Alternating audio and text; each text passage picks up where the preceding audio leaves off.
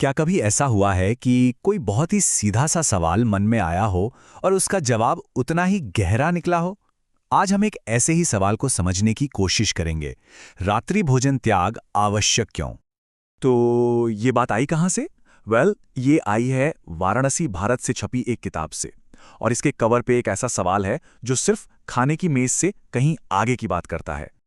और सवाल यह है कि रात में भोजन करना छोड़ना क्यों जरूरी है?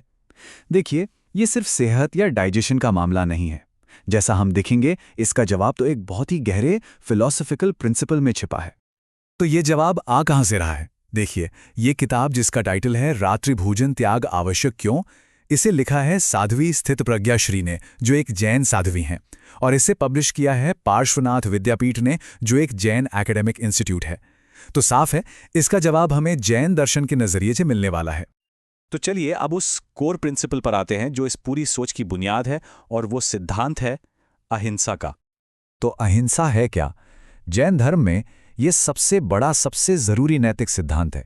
मतलब किसी भी जीवित प्राणी को मन, वचन या कर्म से किसी भी तरह से हिंसा न पहुंचाना।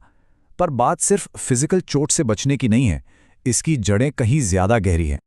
और यही बात, मतलब अहिंसा का जो स्कोप है, वही इसे इतना एक्स्ट्रॉर्डिनरी बना देता है। जरा सोचिए, ये सिर्फ इंसानों या बड़े जानवरों तक ही नहीं रुकता। इसमें कीड़े मकोड़े और वो माइक्रोस्कोपिक जीव भी शामिल हैं जिन्हें हम अपनी आंखों से देख तक नहीं सकते।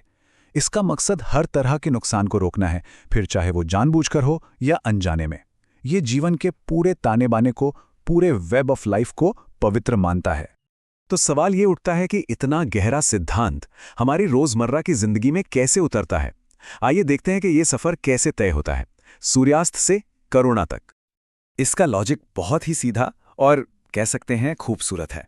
देखिए, पहला स्टेप, अंधेरा छा जाता है। सूरज डूबने के बाद अनगिनत छोटे छोटे जीव और कीड़े मकोड़े एक्टिव हो जाते हैं। दूसरा स्टेप, जाहिर है खतरा बढ़ जाता है। अंधेरे में खाना बनाने और खाने से इन नन्ही जानों को अनजाने में नुकसान पहुंचने का रिस्क बहुत ज्यादा हो जाता है। और इसीलिए आता है तीसरा स्टेप, करुणा का एक्शन। सूरज ढलने के बाद खाना छोड़ देना अहिंसा को जीने का एक प्रैक्टिकल रोज का तरीका बन जाता है। तो बात साफ है, ये सिर्फ एक वक्त का खाना छोड़ने से कहीं ज्यादा है। ये एक बहुत गहरी समझ की बात है। सोचिए, एक रोज का मामूली सा फैसला करुणा का एक बड़ा काम बन जाता है।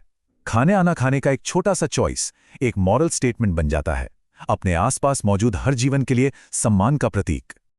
और इस प्रैक्टिस के फायदे यहीं खत्म नहीं होते, वो और भी गहरे हैं।